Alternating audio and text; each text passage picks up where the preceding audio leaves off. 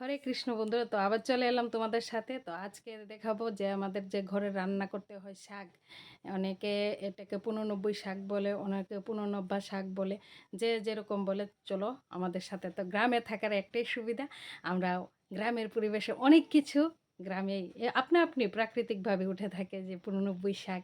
তো আজকে এই শাকটাকে দেখাবো, চলো আমার সাথে দেখা যাক।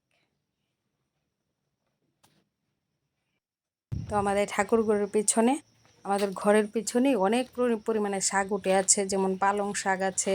আমরা এটাকে হাইব্রিড পালং বলে থাকি, অনেকে অনেক নামে বলে থাকে। 85 শাক উঠে আছে, কচু শাক আছে, লাউ শাক আছে, কুমড়ো শাক আছে, ডাঁটা শাক আছে, অনেক রকমের শাক আছে। তো আমরা খেতেও ভালোবাসি এরকম শাকগুলোকে। তো এই যে দেখুন, এখানে প্রচুর পরিমাণে 85 শাক উঠে আছে। তো আমি আজকে সবগুলি শাক তুলব, রান্না করব। দেখুন, গ্রামের পরিবেশে থাকার একটাই সুবিধা, যে কত সুন্দর প্রাকৃতিকভাবে এই শাকগুলো উঠে থাকে।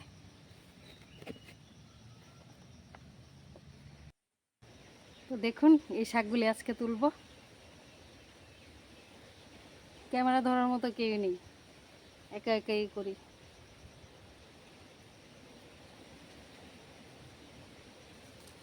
তো ক্যামেরা নিয়ে একা একা ভিডিও করতে অনেক কষ্ট।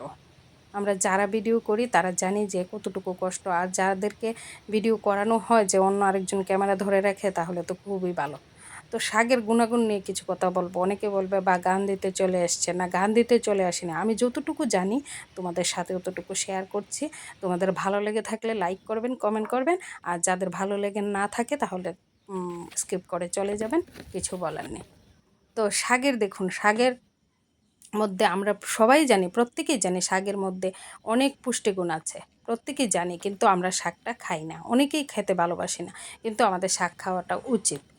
শাক যেমন আমাদের যে হার্ট অ্যাটাক এখন একটা প্রচলিত রোগ হয়ে গেছে, এই হার্ট অ্যাটাক হৃদরোগের হাত থেকে রক্ষা করে। আমরা যদি প্রত্যেকদিন অল্প অল্প পরিমাণে শাক খেতে পারি, তাহলে আমাদের এই হার্ট অ্যাটাকের থেকে হাত থেকে রক্ষা পাবো।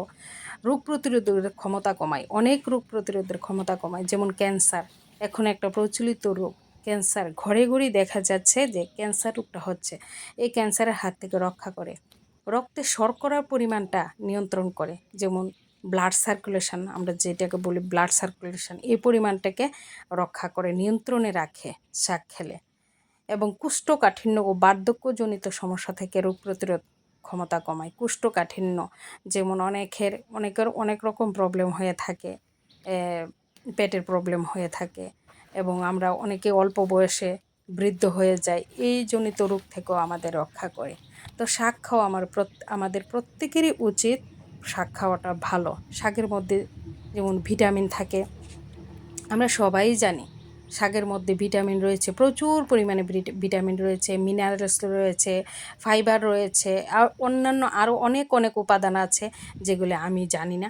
তো আমি যতটুকু জানি আমি তোমাদের সাথে শেয়ার করছি। যদি ভালো লেগে থাকে তাহলে অবশ্যই লাইক করবেন, কমেন্ট করবেন, পাশে থাকবেন। হরে কৃষ্ণ।